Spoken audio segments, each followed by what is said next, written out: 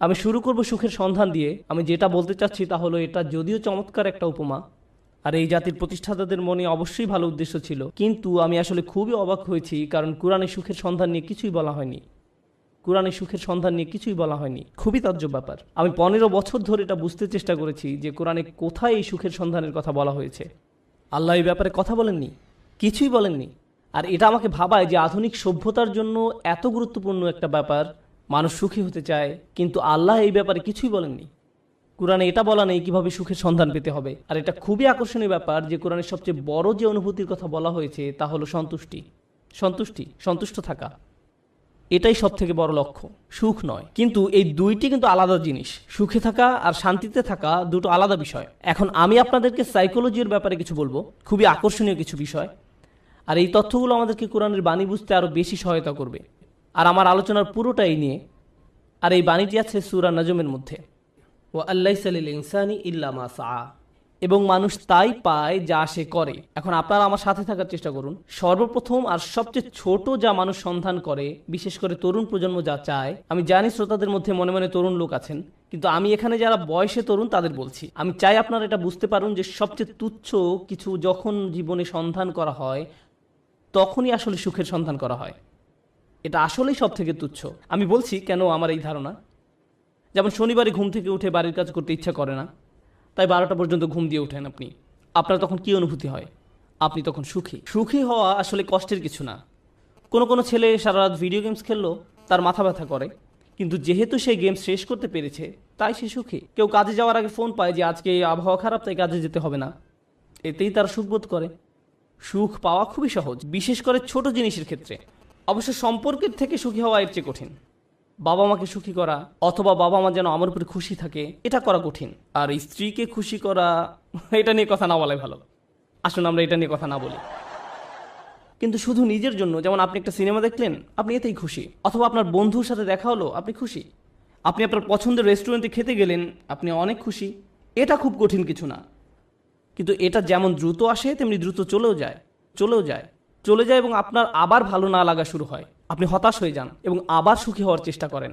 এটা অনেকটাই মাদকাসক্তির মতো, কারণ এটা আপনার সাথে সর্বদা থাকে না। আর এটাই হলো সবচেয়ে নিম্ন স্তরের সন্ধান।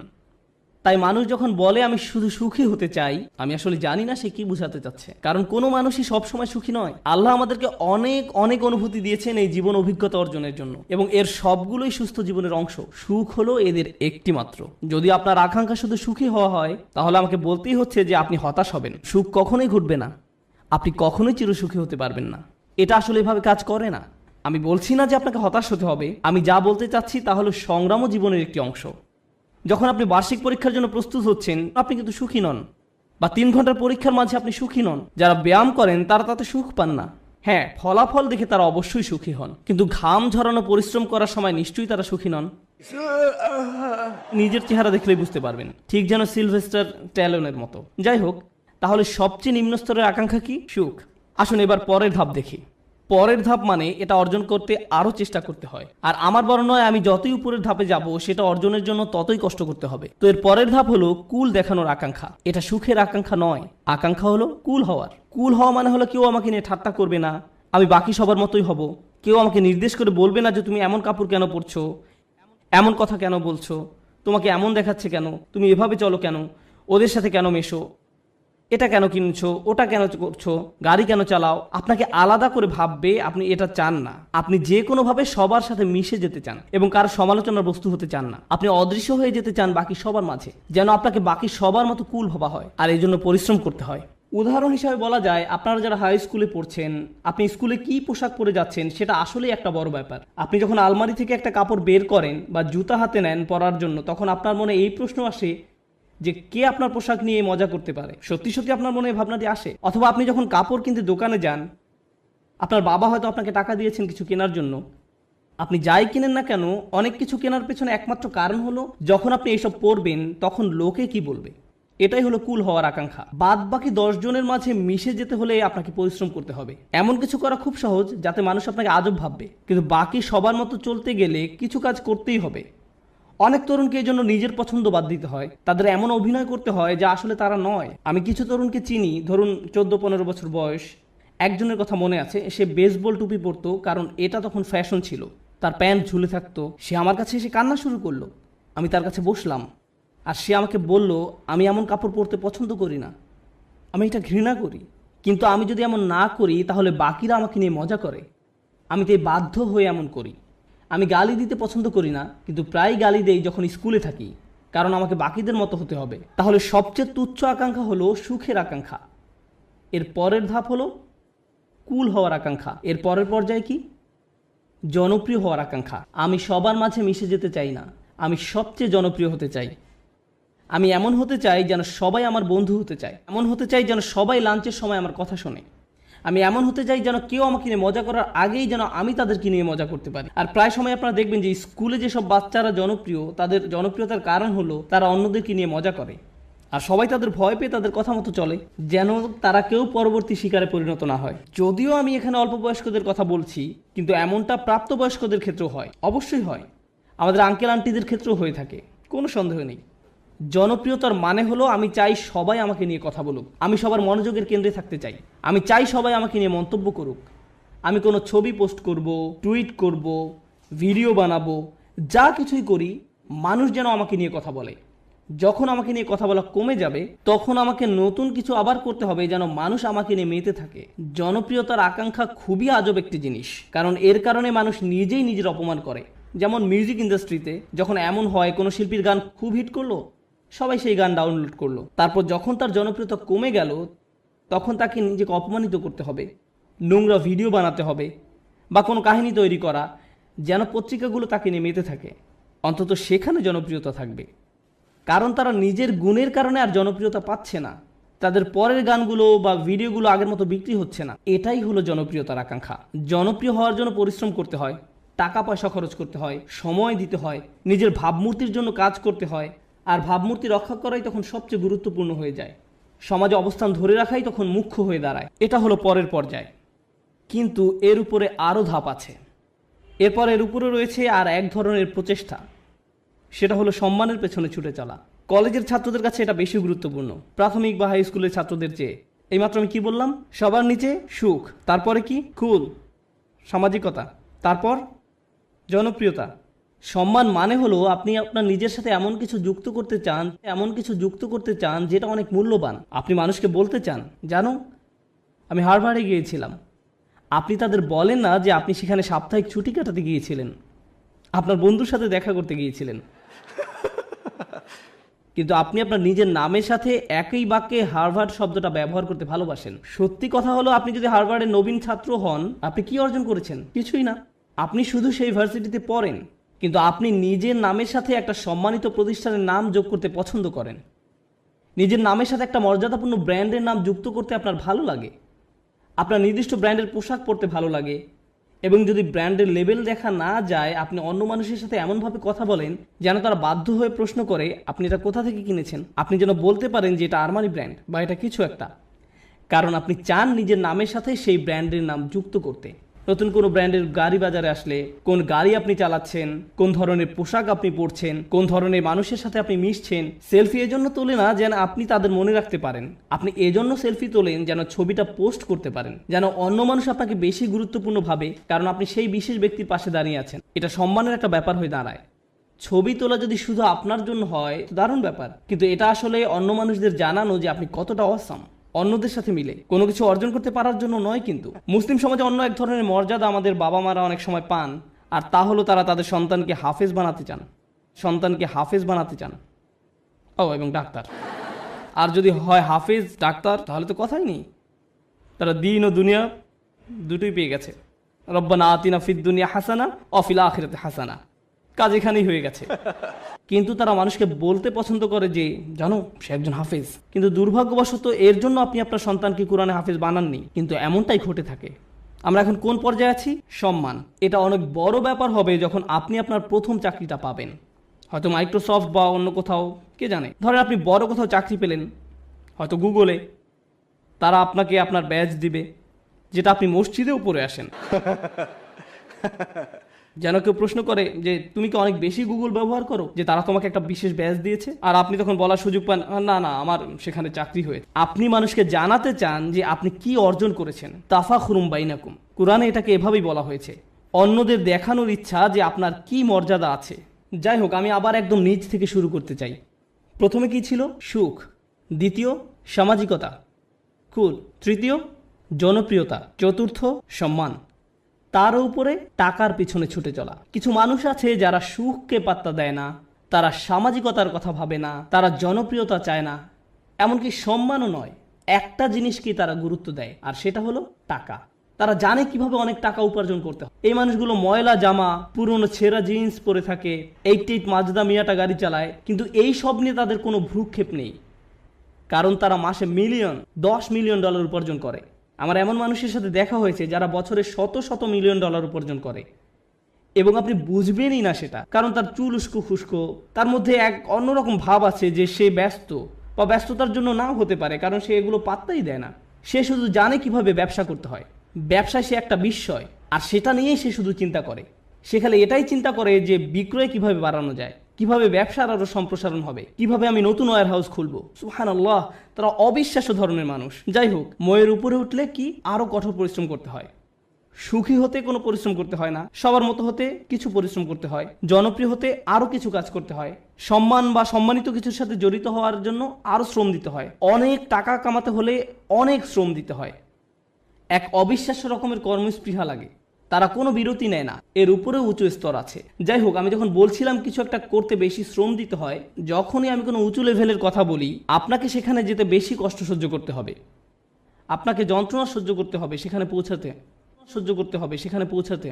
সুতরাং আমরা এখন টাকার উপরে লেভেলে আছি, আর টাকার উপরে সেই মানুষটা শুধু 1 নম্বর হতে চায়। তারা যে কোনো কাজে চরম উৎকর্ষতা অর্জন করতে চায়, তারা অন্যদের ছাড়িয়ে যেতে চায়। আমি শুধু আমার কোম্পানির প্রোগ্রামার হতে চাই না, আমি এই কোম্পানির শীর্ষস্থানীয় প্রোগ্রামার হতে চাই।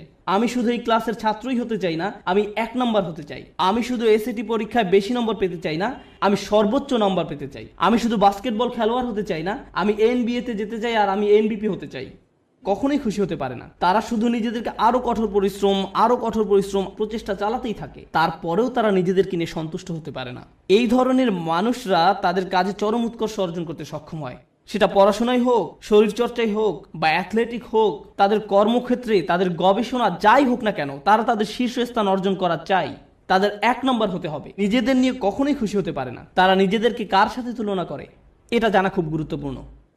নিজেকে তারা গতকালকের সাথে তুলনা করে। তারা আর কাউকেই পাত্তা দেয় না, কারো দিকে তাকায় না। তারা জানে তারা আরো ভালো করতে পারে, তাই তারা কখনোই সন্তুষ্ট হতে পারে না। তারা কখনো কাজ না করে বসে থাকে না। তারা সব সময় বলতে থাকে আমাকে আরো কাজ করতে হবে। অন্য সবাই হয়তো বলবে আপনি সত্যি বিস্ময়কর, কি চমৎকার কাজ করেছেন আপনি, তো তাতে কি, আমি জানি এর চেয়েও ভালো করার ক্ষমতা আমার আছে। তাই তারা মানুষের প্রশংসা, সুনাম কিছুকেই গুরুত্ব দেয় না। যারা ভাবে যে তারা আসলে দারুণ কাজ করছে, কিছুকেই গুরুত্ব দেয় না। তারা চেষ্টা করেই যায়। আর এমন একটা উদাহরণ হলো মাইকেল ফেলপস, ঠিক কিনা? কত মানুষ তার প্রশংসা করেছে সব রেকর্ড ভেঙে ফেলার জন্য, কিন্তু আপনার কি ধারণা যে সে বসে ভাবছে আমি তো রেকর্ড ভেঙেছি, এখন আমার সম্মান আছে, তাই আমি এখন কিছুটা অবসর নিতে পারি? সে কি অর্জনের চেষ্টা করেছে? উৎকর্ষতা। তাই সে কখনোই সন্তুষ্ট হতে পারবে না। সে চেষ্টা করতেই থাকবে মেশিনের মতো, সামনে যেতেই থাকবে আরো দ্রুত গতিতে। এমন মানুষ দুনিয়াতে খুব কমই আছে, খুবই কম। অনেকেই এখানে বসে আছেন যারা স্কুলে পাশ করার গ্রেড পেলেই খুশি, তখনই তারা সুখের খোঁজে প্লে স্টেশন নিয়ে খেলতে বসে যায়। আবার এমনও মানুষ আছে যারা 99 পেলেও নিজের উপর অসন্তুষ্ট, কিভাবে আমি এই ভুলটা করলাম। এমনটা সাধারণত ছেলেরা করে না, মেয়েরা করে। উৎকর্ষতা অর্জনের ব্যাপারে কথা বলতে বলতে আরো একটা কথা বলতে চাই, যে আমি জীবিকা অর্জনের জন্য কি করি। আমার সত্যিকার অর্থে কোনো চাকরি নেই, কিন্তু আমার ক্যারিয়ারের একটা অংশ হলো যে আমি কম বয়স্ক ছেলে মেয়েদেরকে আরবি শিখাই। এটা একটা বেশ ইন্টেন্সিভ প্রোগ্রাম। তাদের আরবি কিছুটা শেখাতে 9 মাস লেগে যায়। ক্লাসের অর্ধেক থাকে ছেলে আর অর্ধেক মেয়ে, 30 জন ছেলে 30 জন মেয়ে। মেয়েরা গত 5 বছর ধরেই পরীক্ষায় ছেলেদের চেয়ে অনেক ভালো নাম্বার পেয়েছে, খুবই ভালো করেছে তারা, কিন্তু ছেলেরা ক্রমাগতভাবেই খুশি। মেয়েরা সবসময় মন খারাপ করে থাকে, আমাকে বলে উস্তাদ আমি জানি আমি 100 পেয়েছি, কিন্তু আমি নিশ্চিত নই যে আমি ঠিকমতো বুঝতে পেরেছি কিনা। এদিকে এক ছেলে 25 নম্বর পেয়েছে, আর সে বলছে ওকে আমি বুঝতে পেরেছি। আমি পুরোপুরি ভিন্ন প্রজাতির মানুষদের সাথে কাজ করছি একই ক্লাসরুমের মধ্যে, তাদের পুরোপুরি ভিন্ন মন মানসিকতা। তাই আমার ছেলেদের বলতে হয় যে মন দাও অপদার্থ কোথাকার, তুমি বোঝোনি, কিছু কাজ করো। আর এদিকে মেয়েদেরকে আমার বলতে হয় ও শান্ত হও, শান্ত হও, তুমি ঠিকই বুঝতে পেরেছো। আমি তো ছেলেদেরকে বলতে পারি না হালকাভাবে নিতে, কারণ এর চেয়ে বেশি হালকাভাবে নেওয়া যায় না, এটা সম্ভব নয়। সুতরাং আমরা কোথায় পৌঁছেছি, কি নিয়ে কথা বলছিলাম? ও ঠিক আছে, আমাকে একটু সাহায্য করুন। একদম নিচ থেকে আবার শুরু করতে চাই। সুখ, সামাজিকতা, জনপ্রিয়তা, সম্মান, টাকা, উৎকর্ষ। উৎকর্ষের উপর কি থাকতে পারে? উৎকর্ষের উপরও একটা কিছু আছে, আর সেটা হলো প্রভাব। প্রভাব, আমি কি পেলাম সেটা গুরুত্বপূর্ণ নয়। আমি গুরুত্ব দেই না যদি আমি অন্যদের চেয়ে বেশি টাকা উপার্জন করি। আমি পাত্তা দেই না যদিও আমি 1 নম্বর। আমার কাছে সেটা গুরুত্বপূর্ণ নয়। আমি অন্যদের জন্য কিছু করতে চাই। আমি একটা উত্তরাধিকার রেখে যেতে চাই।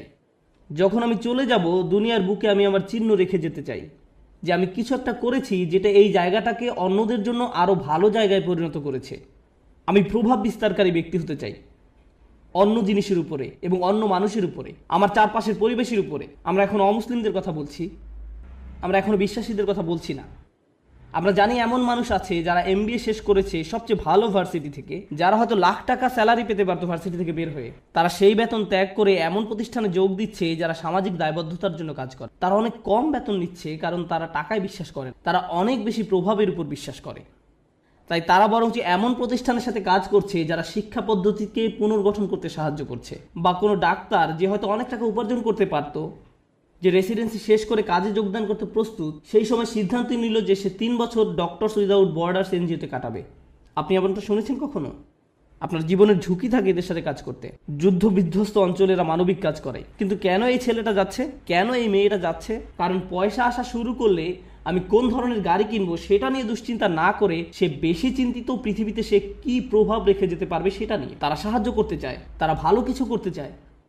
আর এই ধরনের নিঃস্বার্থপরতা খুব কম মানুষেরই থাকে, কম মানুষেরই থাকে। এই মইয়ের যত উপরে আমরা যাই ততই কম মানুষ আপনি পাবেন। আর তারা বিস্ময়কর মানুষ। তারাই হচ্ছেন সেই মানুষ যারা দুনিয়ায় পরিবর্তন এনেছে, যারা দুনিয়ায় পরিবর্তন এনেছে। চিন্তা করুন নেলসন ম্যান্ডেলা বা তার মতো কেউ, এমন মানুষ যাদের জেলে যেতে হয়েছে কারণ তারা কোনো কিছুতে বিশ্বাস করতেন, কারণ তারা প্রভাবে বিশ্বাস করতেন, তারা নিজের চেয়েও বেশি কিছু করতে চান, তারা বৃহৎ স্বার্থে নিজেদের বলি দিয়েছেন, তারা নিজেদের কথা চিন্তাই করেননি, তারা কোনো এক উদ্দেশ্যের দাস। আর তাই এই মানুষগুলো হলো সেই মানুষ যারা প্রভাবের জন্য কাজ করে। তারা উৎকর্ষ সাধনকারীদের চেয়েও অনেক উপরে। উৎকর্ষ এই মানুষগুলোর জন্য স্বয়ংক্রিয়ভাবেই চলে আসে। উৎকর্ষ সাধন করা তাদের লক্ষ্য নয়, এটা উপজাত হিসেবেই আসে। কেন জানেন? কারণ যদি আপনি সেরকম প্রভাব রাখতে চান আপনাকে অনবরত চেষ্টা করেই যেতে হবে। আপনি হয়তো ভাবতে পারেন যে প্রভাব সৃষ্টি এটাই হয়তো সর্বোচ্চ শিখর, কিন্তু না, এর থেকেও বড় কিছু আছে। এর উপরে আছে চূড়ান্ত সত্য। কেউ কেউ ন্যায়ের খোঁজ করে, কেউ কেউ সত্যের খোঁজ করে, কেউ কেউ আদর্শের খোঁজ করে। যারা ন্যায় বিশ্বাস করে, আর ন্যায় এমন একটা জিনিস সেটা আপনি পরিপূর্ণভাবে দুনিয়াতে দেখবেন না, দেখবেন, কিন্তু তারা এর পরোয়া করে না, তারা এটার জন্যই কাজ করেন। ও আরেকটি ব্যাপার, যখন আপনি এমন কিছু করতে চান যেটার দুনিয়াতে কোনো নজির নেই, তখন সেটা করাটাই সবচেয়ে কঠিন কাজ। তখন যদি আপনি সামান্য একটু পরিবর্তন দেখেন তাতেও আপনি উদ্দীপ্ত হয়ে যান, আপনি অনুপ্রাণিত হন এবং এটি আপনাকে আরো সামনের দিকে এগিয়ে নিয়ে যায়। কিন্তু আপনি যখন এমন একটা আদর্শের জন্য কাজ করবেন, ন্যায়ের জন্য, আপনি হয়তো ন্যায় কখনোই দেখবেন না, কখনোই দেখবেন না। এই লোকেরা কেমন করে নিজেদেরকে অনুপ্রেরণা দিবে যখন তারা এমন কিছুর জন্য কাজ করে যেটা দেখা যাচ্ছে না? এরাই হচ্ছে সবচেয়ে অসাধারণ, সবচেয়ে সহনশীল ব্যক্তি। একবার তারা একটা আদর্শের পিছনে পড়লো, সবাই তাকে পাগল ভাবলো, কিন্তু তার কিছু এসে যায় না, তারা এগিয়েই চলেন। তাই এখন আমি শুরু করতে চাচ্ছি একদম সর্বোচ্চটা দিয়ে, যেটা হলো সত্যের খোঁজ। প্রসঙ্গত বলে রাখি যে আমাদের সকল নবী আলাইহিস সালামের পথে ছিল সত্যের অন্বেষণ, সত্যের অন্বেষণ। তারা মানুষের সাথে সত্যটা শেয়ার করতে আগ্রহী ছিলেন। এবং অনেক সময়ই রাসূলুল্লাহ সাল্লাল্লাহু আলাইহি ওয়াসাল্লাম হাদিস থেকে আমরা জানি কিয়ামতের দিন অনেকেই, মানে অনেক নবী আল্লাহর সামনে দাঁড়াবেন যাদের পেছনে কোনো অনুসারীই থাকবে না, একজন অনুসারীও নয়, 1 বা 2 না, একেবারে শূন্য, শূন্য। তাদের লক্ষ্যটা কি ছিল? সত্য। তাদের প্রভাব কতটুকু ছিল? শূন্য। কিন্তু আল্লাহর দৃষ্টিতে তারা পুরোপুরি সফল। হ্যাঁ নাকি না? হ্যাঁ। এখন আমাদেরকে একটা জিনিস বুঝতে হবে, আমরা আবার এই শ্রেণী বিভাগেই যাচ্ছি, কিন্তু আমি শুধু শেষের 4টার উপরে ফোকাস করছি, অথবা হয়তো শেষ 5টার উপরে। প্রথমে কথা বলি উৎকর্ষ। আপনি যখন উৎকর্ষের খোঁজ করেন তখন আপনি কাকে নিয়ে কখনো সন্তুষ্ট থাকেন না? নিজেকে নিয়ে। প্রশ্ন হলো কেন আপনি নিজেকে নিয়ে সন্তুষ্ট নন? কারণ আপনি নিজেকে শুধু উন্নতিই করতে চান না, এটা কারণ নয়। যদি আপনি ইসলামের দৃষ্টিকোণ থেকে আলোচনা করেন, আপনি নিজেকে নিয়ে সন্তুষ্ট নন এই কারণে যে আপনার প্রত্যেকেরই প্রভাব সৃষ্টির চেষ্টা করার কথা ছিল। আপনার নিজেকে নয় বরং অন্যকে নিয়ে চিন্তা করার কথা ছিল। আর এই কারণে আপনি নিজেকে নিয়ে সন্তুষ্ট হতেন না। আপনি যা ভাবছেন আল্লাহ আসলে আপনার উপর তার থেকেও বেশি দায়িত্ব দিয়েছেন। আমি চাই যে আপনারা দুটো জিনিস নিয়ে চিন্তা করুন। এটা কোরআনের একটি অন্যতম শক্তিশালী বক্তব্য। যেহেতু এটা পরিষ্কারভাবে অনুবাদ করা হয়নি তাই অনেক সমস্যা সৃষ্টি করে। লা ইউকাল্লিফুল্লাহু নাফসান ইল্লা উসআহা। আল্লাহ কোনো ব্যক্তির উপরই বোঝা দেন না। এখন যেই অংশটা আসছে সেটা হচ্ছে দুর্বল অনুবাদ, তাদের সাধ্যের অতিরিক্ত। আল্লাহ আপনার উপর সেই বোঝা চাপাবেন না যা আপনি বহন করতে পারবেন না। এই অনুবাদের জন্য আরবিটা হওয়া দরকার ছিল লা ইউকাল্লিফুল্লাহু নাফসান ইল্লা বিউসইহা। তাদের সাধ্য পর্যন্ত বোঝাতে সেখানে একটা বা থাকার কথা ছিল, কিন্তু শব্দটা হচ্ছে ইল্লা উসআহা, অর্থাৎ কাল্লাফাল্লাহু উসআনা। অর্থটি এখন পুরোই পরিবর্তিত হয়ে গেছে। প্রচলিত অনুবাদটা একদম ন্যূনতম অর্থ প্রকাশ করে, কিন্তু আপনি জানেন এই আয়াতের সত্যিকার অর্থ কি? আপনার মাঝে যে সম্ভাবনা আছে তার অতিরিক্ত কোনো কিছুর বোঝা আল্লাহ আপনাকে দেননি। ভেবে দেখুন আমি কি বলছি। আল্লাহ আপনাকে এমন কিছু বোঝা দেননি যেটা আপনার মাঝে যেই সম্ভাবনা আছে তার অতিরিক্ত। আপনার মাঝে কি আরো উন্নতি করার সম্ভাবনা আছে? হ্যাঁ। আপনি কি আরো বেশি করতে পারতেন? হ্যাঁ। এবং যেটা করতে পারেন কিন্তু করেননি, আল্লাহ আপনাকে সেটার জন্য জিজ্ঞাসাবাদ করবেন। শুধু একদম ন্যূনতম দায়িত্বটুকু নয়, বরং সর্বোচ্চটুকু। আল্লাহ চান যে আপনি নিজেকে উন্নত করতে থাকুন এবং দেখান যে আপনি আসলে কতটুকু নেয়ার জন্য তৈরি ছিলেন। এটাই হচ্ছে এখানে প্রচেষ্টার ধারণা। আমরা সুখের অন্বেষণ অস্থির নই, বরং ওটা এর সাথে বোনাস হিসাবে আল্লাহ দেবেন। আমরা অন্যের কাছে কুল বা পরিপাটি হিসাবে পরিচিত হতে চাই না। কেউ একজন একটা বোকার মতো কাজ করেছে এবং আপনি ওই নির্বোধের মতোই কাজ করতে চাচ্ছেন। আমরা কারো কাছে জনপ্রিয় হতেও আগ্রহী নই। কেন জানেন? কারণ সবার যাদের জীবনের উদ্দেশ্য সম্পর্কে কোনো ধারণা নেই, আপনি তাদের মাঝে জনপ্রিয় হতে চান মানে হচ্ছে আপনি তাদের মাঝে সবচাইতে বোকা। আমরা সম্মানের কাঙালও নই, কারণ আমরা জানি সম্মান আসে আল্লাহর তরফ থেকে। অনেক নবী ছিলেন গৃহহীন, কিন্তু তাদের সম্মান ছিল। নবীদেরকে মানুষরা ধিক্কার দিত, কিন্তু তারপরও তাদের ছিল উচ্চ সম্মান। এখন আমাদের কাছে সম্মানের সংজ্ঞাটাই ভুল। আমরা ভুল জিনিসের সাথে এটাকে জড়িয়ে ফেলেছি। ঠিক আছে, যখন উৎকৃষ্ট হবার চেষ্টা করার ব্যাপার আসে আমাদের মুসলিমদের মাঝারি ধরনের জিনিসে সন্তুষ্ট হবার অবকাশ নেই, কোনো সুযোগ নেই। আপনি একজন মুসলিম হিসেবে নিজেকে আরো উন্নত করার জন্য ক্রমাগত চেষ্টা করতে থাকবেন। আপনি যে কাজই করে থাকেন না কেন, আপনি যদি মুখস্থ করে থাকেন তাহলে আপনি আরো বেশি মুখস্থ করার চেষ্টা করুন। আপনি যদি পড়াশোনা করে থাকেন তাহলে আরো বেশি পড়াশোনার চেষ্টা করুন। আপনি যদি কাজ করে থাকেন তাহলে আপনি আরো বেশি কাজ করার চেষ্টা করুন। আপনি যদি স্বেচ্ছাসেবী হয়ে থাকেন তাহলে আরো বেশি স্বেচ্ছাসেবা করার চেষ্টা করুন, বিশেষভাবে যখন আপনার বয়স কম। কারণ এখন দায়িত্ব অনেক কম। কিন্তু আমার হোমওয়ার্ক আছে, হ্যাঁ, কিন্তু সেটা এমন কোনো দায়িত্ব নয়। দায়িত্ব তখনই আসবে যখন আপনি বিয়ে করবেন, যখন আপনার সন্তান থাকবে। এখন আপনি মুক্ত। এখন আপনার যে স্বাধীনতা আছে সেটা জীবনের আর কোনো পর্যায়েই থাকবে না। পেছনে বসে ভিডিও গেমস খেলার সময় নয় এটা। এখন শুধু বসে থেকে মুভির পর মুভি দেখার সময় নয়। এখন সময় নয় যে নতুন অ্যাভেঞ্জার্স বা এরকম কিছু নিয়ে আপনি ব্যস্ত থাকবেন। এটা সেই সময় নয়। পুরো পৃথিবী অপেক্ষা করছে আপনি কি প্রভাব ফেলবেন দুনিয়াতে সেটার জন্য। আপনি এমনি বসে সময় নষ্ট করতে পারেন না। অন্যরা করতে পারে, ভালো, তাদের কোনো বৃহত্তর লক্ষ্য নেই, কিন্তু আপনাকে হতে হবে শ্রেষ্ঠ, কারণ আপনি এখন থেকেই প্রভাব সৃষ্টি করা নিয়ে চিন্তা করেন। দর্শকদের মাঝে বসে থাকা প্রত্যেক তরুণ ছেলে এবং মেয়ের চিন্তা করা উচিত, আল্লাহ আমাকে কি দিয়েছেন, আমাকে আল্লাহ কোন গুণটি দিয়েছেন, এবং এই গুণটি দিয়ে আমি দুনিয়াতে কি পরিবর্তন আনতে পারি, এই গুণ দিয়ে আমি কি করব। আর আপনি যখন এটা নিয়ে চিন্তা করবেন তখন আপনি সত্যিকারভাবে বুঝতে পারবেন আপনি কিসের জন্য কাজ করছেন। আপনি কাজ করছেন আল্লাহর সাথে দেখা হবার স্বপ্ন নিয়ে, এবং সেটাই হচ্ছে আমাদের আসল সত্য। আপনি আল্লাহকে এটা দেখাতে চান যে আপনি আপনার সামর্থ্যের মধ্যে যা আছে তার সবটুকু করেছেন। সবচেয়ে ভালো ঘুমের অভ্যাস আপনার থাকা উচিত, সবচেয়ে ভালো খাবার সবচেয়ে ভালো ব্যায়াম করার অভ্যাস আপনার থাকা উচিত, আপনার হওয়া উচিত সবচেয়ে ভালো ইবাদতকারী, আপনার হওয়া উচিত সবচেয়ে পড়াশোনায় উন্নত।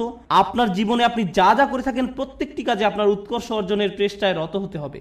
আপনার বাজে জাঙ্ক খাবার খাওয়ার অভ্যাস ত্যাগ করা উচিত। আপনি এমন কেউ হবেন না যারা অযথা ঘুরে ফিরে আড্ডা দিয়ে সময় নষ্ট করে। আপনি অবশ্যই অবসর কাটাবেন, কিন্তু এমনকি যখন আপনি খেলবেন তখনও সবচেয়ে ভালো খেলুন। স্কুলের বা কলেজের অন্য ছেলেরা যখন তাকে দেখবে তারা বলবে আমি এর মতো হতে চাই, তার সবকিছু অসাধারণ, তার সবকিছুতেই সে চ্যাম্পিয়ন। আপনাদের তেমন লোক হওয়া উচিত। উম্মার এরকম লোক দরকার, শ্রেষ্ঠ লোক, এবং এ ধরনের লোকেরাই প্রভাব সৃষ্টি করতে পারে। আরেকটি ব্যাপার কি জানেন, আমাদের বাবা মায়েরা খুবই দুঃখজনক, কারণ তাদেরকে কখনো এটা শেখানো হয়নি, তারা কখনো এই যে সিঁড়িটা এর সাথে পরিচিত হননি। তাদের কাছে সর্বোচ্চ শিখর মানে হচ্ছে সম্মান, আর এর উপরে গেলে টাকা পয়সা। তাই আপনাদেরকে নিয়ে তাদের একমাত্র চিন্তা হচ্ছে সম্মান আর অর্থ। একটা চাকরি খোঁজো যেন তুমি সম্মান পেতে পারো। আর আমরা বলতে পারি আমাদের ছেলে একটা চাকরি করে, সে ডাক্তার, সে এটা সে ওটা, আর হয়তো আমাদের এক সময় অনেক টাকাও হবে আর আমরা সেটা মানুষকে দেখাতে পারবো। শেষ, এটাই তাদের একমাত্র চিন্তা। আর তারা সবসময় জিজ্ঞাসা করে তুমি কোথায় কাজ করবে, কেমন করে তুমি আরো টাকা রোজগার করবে, কখন আমরা বাড়ি কিনবো। সবকিছুই শেষ হয় সম্মান এবং অর্থতে গিয়ে। কিন্তু জীবনে এর উপরেও কিছু আছে। অর্থের উপরে কি? টাকা পয়সা, উৎকর্ষ, কে আপনাকে উৎকর্ষ বা শ্রেষ্ঠত্ব অর্জনের দিকে ধাবিত করবে? আমরা শুধু অর্থ এবং সম্মান নিয়ে চিন্তা করতে করতে জীবন শেষ করে ফেলি। মুসলিমদের মাঝে কত ছেলেমেয়ে ডাক্তার হয়েছে, আমি সবসময় তাদের উদাহরণটাই দিই, কারণ এদেরকেই সবচেয়ে বেশি হতাশ দেখি আমি। তারা ডাক্তার হয়েছে শুধুমাত্র এই কারণে যে তাদের মা বলেছে কিংবা বাবা বলেছে। আমি কখনোই আমার কোনো সমস্যা হলেও এরকম ডাক্তারের কাছে যেতে আগ্রহী নই। আমি বরং এমন কারো কাছে যাব যে ডাক্তার হয়েছে কারণ তারা মানবতার সেবা করতে চায়, তারা তাদেরকে নিয়ে চিন্তা করে, তারা দুর্নীতিগ্রস্ত ইন্স্যুরেন্স কোম্পানি থেকে পরবর্তী টাকা আসার অপেক্ষা করে না, তারা আসলে মানবতা নিয়ে চিন্তিত। আমি এ ধরনের ডাক্তারের সাথে সম্পর্ক রাখতে, নিজে এবং বাচ্চাদেরকে নিয়ে যেতে আগ্রহী। প্রভাব সৃষ্টিকারী ব্যক্তি। এখন এই ব্যাপারে আমার শেষ কথা, লাইসা লিল ইনসানি ইল্লা মা সা। মানুষের কিছুই থাকবে না শুধুমাত্র তারা যে চেষ্টা করেছে তা ছাড়া। আবার শুরু করি। সুখের সন্ধান, কুল, সামাজিক বা পরিবারটি হওয়ার বাসনা, জনপ্রিয় হবার আকাঙ্ক্ষা, সম্মান পাবার আকাঙ্ক্ষা, অর্থপ্রাপ্তির আকাঙ্ক্ষা, উৎকর্ষ লাভের আকাঙ্ক্ষা, প্রভাব সৃষ্টিকারী হবার ইচ্ছা এবং সত্য পাবার প্রচেষ্টা। জানেন আল্লাহর কাছে সবচেয়ে মূল্যবান কোনটি? এই সব কিছুর মাঝে আল্লাহর কাছে সবচেয়ে প্রিয় হচ্ছে আপনার প্রচেষ্টা। অর্থ নয়, প্রভাব না, শ্রেষ্ঠত্ব না, এই সব কিছুই আসবে, কিন্তু আল্লাহ আপনার কাছ থেকে যেটা দেখতে চান সেটা হচ্ছে প্রচেষ্টা। প্রচেষ্টা। আমি আপনাদের বলেছি নবী আলাইহিস সালামদের কথা, যারা শেষ বিচারের দিন আল্লাহর সামনে দাঁড়াবেন কতজন উম্মত নিয়ে? 0। কিন্তু তারপরেও আল্লাহ তাদেরকে জান্নাতের সর্বোচ্চ আসনে আসীন করবেন, কারণ আল্লাহ সম্মান জানাবেন তাদের প্রত্যয়কে, তাদের প্রচেষ্টাকে, তাদের চারিত্রিক দৃঢ়তাকে। তারা কঠিন সময়ে পড়েছিলেন এবং তারা সেটা মোকাবেলা করেছেন।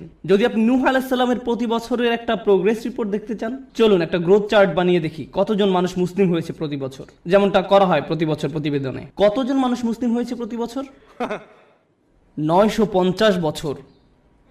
চার্ট নিশ্চয়ই ঊর্ধ্বমুখী ছিল না, বরং সেটা ছিল অপরিবর্তনশীল, এমনকি কখনো কখনো হয়তো নিম্নমুখীও ছিল। কেউ হয়তো ইসলামের খুব কাছাকাছি এসেছে, আবার দূরে সরে গেছে। এর মানে কোনো প্রভাব তৈরিই হয়নি। আমরা নূহ আলাইহিস সালামের কোন জিনিসটাতে এত সম্মান করি? ক্রমাগত এবং ক্রমাগত প্রচেষ্টা। আমাদেরকে হতে হবে ক্রমাগত প্রচেষ্টারত এবং প্রত্যয়ী মানুষ। আল্লাহর সামনে দাঁড়ানোর মতো কিছুই থাকবে না যদি আমাদের এই প্রচেষ্টাটুকু না থাকে। তরুণরা দয়া করে মনোযোগ দিয়ে শুনেন আমি কি বলছি। একটু চিন্তা করো, তোমার জীবনের সার্থকতা কোথায়? যদি তোমার জীবন মানে হয় শুধু একটা ভিডিও গেম থেকে অন্য ভিডিও গেম, যদি তোমার জীবন মানে হয় শুধু টিভি শোয়ের একটা পর্ব থেকে অন্য পর্ব, তুমি কিসের জন্য চেষ্টা করছো? এতে কি আসে যায় যদি তুমি একটা ভিডিও গেমে ট্রফি জিতো অথবা 100% সিনক্রোনাইজেশন পাও? এতে কি আসে যায়? কি এমন হবে এতে? পৃথিবীর জন্য তা কোনো পরিবর্তনই আনবে না। তুমি কতগুলো পুশ আপ করতে পারো এটা কেউ গুরুত্ব দেয় না। তোমাকে এর চেয়ে বেশি কিছু চিন্তা করতে হবে, এর চেয়ে বড় উচ্চ মর্যাদাশীল কিছু চিন্তা করতে হবে। এবং যখন তুমি সেটা করা শুরু করবে, আল্লাহ তোমাকে সুখ দিবেন। যখন তুমি সত্যিকার অর্থেই চেষ্টা করবে, জীবনটা তখন অর্থবহ হবে। আর জীবনটা যখন অর্থবহ হবে, সুখ এবং আনন্দ এনে দেবে। যখন তোমার জীবনে কোনো প্রচেষ্টা থাকবে না, তখন জীবনের কোনো অর্থ তুমি খুঁজে পাবে না। তুমি তখন কোনো কিছুতেই কোনো সুখ বা আনন্দ খুঁজে পাবে না। তুমি যতই গান শোনো, তুমি যতই ঘুরতে বেড়াতে যাও, যতই পার্টি করো, তোমার জীবনে কখনোই সুখের দেখা পাবে না। তোমার সব সময় বিরক্ত লাগবে, নিজের কাছে নিজেকে ভালো লাগবে না। গুরুত্বপূর্ণ হচ্ছে প্রত্যয়, যেটা তোমাকে উপলব্ধি করতে হবে। তোমাদের তরুণ প্রজন্মকে হতে হবে অসম্ভব অসম্ভব এবং অসম্ভব প্রত্যয়ী। আল্লাহ বলছেন ওয়ান্না সায়াহু সাওফা ইউরা। আমার খুবই পছন্দের একটি আয়াত, এবং আমি এই আয়াতটি দিয়ে শেষ করতে চাই। এবং তার প্রচেষ্টা বা প্রত্যয় খুব শীঘ্রই দেখা যাবে। তার চেষ্টা খুব শীঘ্রই কি দেখা যাবে। এ প্রসঙ্গে আমি বলতে চাই, তুমি যখন কাউকে তোমার রিজিউম দেখাও, আমি অমুক স্কুল থেকে গ্র্যাজুয়েট হয়েছি, আমি অমুক অমুক জায়গায় কাজ করেছি, অমুক অমুক প্রজেক্টে কাজ করেছি, তখন তুমি তোমার রিজিউমে লেখো তোমার রেজাল্ট নাকি তোমার প্রচেষ্টা? তুমি তোমার প্রচেষ্টার কথা লিখো না, তুমি লিখো তোমার রেজাল্টের কথা। তুমি লেখো না যে তুমি আসলে অনেক কঠোর পরিশ্রম করেছো ফাইনাল সেমিস্টারে এবং পরীক্ষাটা দিতে গিয়ে অর্ধমিত হয়ে গিয়েছিলে। এগুলো তুমি তোমার সিভিতে লেখো না। তুমি লেখো তুমি অমুক অমুক প্রজেক্টে কাজ করেছো, কিন্তু এটা লেখো না যে তোমাকে অনেক অনেক কষ্ট করতে হয়েছে, তাই নয় কি? শুধু তাই নয়, কিছু কিছু সময় তুমি অনেক অনেক চেষ্টা করো কিন্তু তুমি পাস করতে পারো না। অথবা এরকম যে তুমি অসম্ভব রকমের চেষ্টা করেছো একটা প্রজেক্টের জন্য, কিন্তু সেটা সফলভাবে শেষ করতে পারোনি। অথবা তুমি তোমার আশানুরূপ গ্রেড পাওনি, যেটা তোমার পাওয়া উচিত ছিল। আমরা মানুষেরা মানুষকে কিসের ভিত্তিতে বিচার করি? আমরা মানুষকে বিচার করি রেজাল্ট দিয়ে। আমার এতে কিছু যায় আসে না যে তুমি কতটা চেষ্টা করেছো, তুমি আমাকে ফলাফল এনে দিতে পারোনি। আমার এতে কিছুই আসে যায় না যে তুমি কতটা চেষ্টা করেছো, তুমি পাস করতে পারোনি, গ্রাজুয়েট হতে পারোনি। বুঝতে পেরেছো ব্যাপারটা? কিন্তু আল্লাহ তোমার বিচার তোমার রেজাল্ট দিয়ে করবেন না। আল্লাহ তোমার বিচার করবেন কিসের ভিত্তিতে? প্রচেষ্টা। আল্লাহ বলছেন এবং তার প্রচেষ্টা, তার অধ্যবসায়গুলো খুব শীঘ্রই দেখা যাবে। এটা একটা অসাধারণ ব্যাপার। কেননা পৃথিবীর বুকে কোনো মানুষই আমার প্রচেষ্টা দেখবে না, কোনো মানুষই আমার প্রচেষ্টা দেখবে না। আমি তোমার প্রচেষ্টা দেখব না, অথবা তুমি আমার প্রচেষ্টা দেখবে না, কিন্তু তিনি হচ্ছেন শুধুমাত্র আল্লাহ, যিনি আমাদের প্রচেষ্টা অধ্যবসায়গুলো দেখবেন। আমরা সবাই দেখি ফলাফল, আমরা হচ্ছি ফলাফল সর্বস্ব মানুষ। আল্লাহ হচ্ছেন বিচারক, যিনি দেখেন প্রচেষ্টা। সুবহানাল্লাহ, কতই না মহান আমাদের প্রভু। কেউ তোমার প্রচেষ্টার মূল্য দিবে না এক আল্লাহ ছাড়া, সুতরাং কখনোই তোমার প্রচেষ্টাকে খাটো করে দেখবে না। মানুষ হয়তো মূল্য দিচ্ছে না তুমি যে কাজগুলো করছো, এবং তুমিও সাথে সাথে ভাবতে শুরু করে দাও যে এগুলোর আসলেই কোনো মূল্য নেই, কিন্তু মনে রেখো এটা মূল্যবান আল্লাহর কাছে। আল্লাহর কাছে এটা অত্যন্ত মূল্যবান। আজকের আলোচনা ওই অংশটা বিশেষভাবে বোনদের জন্য ছিল, কারণ তারা কঠোর পরিশ্রম করে এবং তাদের মনে হয় এই চেষ্টায় কোনোভাবেই কিছু হবার নয়। ছেলেরা এমন নয়, কারণ ছেলেরা কোনো খাটুনি করে না এবং তারা মনে করে যে আমি অনেক করেছি, আমি কত কঠোর চেষ্টা করেছি। ছেলেরা নিজেদের সাথে মিথ্যাচার বন্ধ করো। তোমাদের নিজেদের এটা বলা বন্ধ করতে হবে যে তুমি যথেষ্ট করেছো। তোমার অলসতা দূর করতে হবে। ভাইরা, শয়তান তোমাদের ধ্বংস করে দিচ্ছে, সে তোমাদের ধ্বংস করছে। তোমরা এত অলস। নিজেদের কাছে যুক্তি দেওয়া বন্ধ করো এবং কাজ করো, বেশি করে কাজ করো, আবেদন করতে থাকো, করতেই থাকো, অন্যদের সাথে এই ব্যাপারে কথা বলতে থাকো, নেটওয়ার্কিং করো। থেমে যেয়ে বলো না যে আমি সব রকম চেষ্টা করেছি তারপর ফল পাইনি। না, তুমি সব রকমের চেষ্টা করোনি। উদ্যম হারিও না, এটা করা তোমাদের শিখতে হবে। তোমরা তোমাদের বোনদের কাছ থেকে শিখো। তারা হলো একটু একটু অপেক্ষা করো, আমি তোমাদের ব্যাপারেও বলবো। কিছুক্ষণ পরেই তোমরা আর খুশি হবে না। তোমাদের সমস্যা কি জানো? সুখের সন্ধানের কথা এখন ভুলে যাও। তোমাদের সমস্যা হলো তোমরা সর্বদা নিজেদের ব্যাপারে অনিশ্চিত। তোমরা সবসময় ভাবছো আমি যথেষ্ট নই, বা আমি হিসেবের মধ্যেই নেই। হাততালি থামাও। তোমাদের ব্যাপারগুলো সহজভাবে নিতে হবে। তোমাদেরকে বলছি না, তোমাদের এমনিতেই সবকিছু যথেষ্ট, হালকাভাবে নাও। মাশাআল্লাহ, মাশাআল্লাহ। অপরপক্ষে তোমাদের শান্ত হওয়া দরকার। আমার এমন বন্ধুদের সাথে দেখা হয়েছে যারা ইসলাম নিয়ে পড়াশোনা করছে, তারা কোরআন শিক্ষা করছে, কিন্তু আমার এখনো সব শব্দ শেখা হয় নাই। হ্যাঁ, ঠিক আছে ঠিক আছে আন্টি, শান্ত হন। আপনার সব মুখস্থ হয়নি। আল্লাহ আপনাদের ফলাফলে আগ্রহী নয়। তিনি কিসের প্রতি আগ্রহী? তিনি আগ্রহী আপনার প্রচেষ্টায়। আপনার প্রচেষ্টায় ফলাফল নিয়ে উদ্বিগ্ন হওয়া বন্ধ করুন। আপনি আবার ফল নিয়ে খুব দুশ্চিন্তা করবেন না। আপনি এখনো যা জানেন না, যেটা এখনো অর্জন করতে পারেন নাই, সেটা নিয়ে আপনি বড্ড বেশি ভাবেন। অর্জন নিয়ে চিন্তা করা বন্ধ করুন এবং আন্তরিক, অকৃত্রিম, সর্বোচ্চ যতখানি সম্ভব চেষ্টা করে যায়।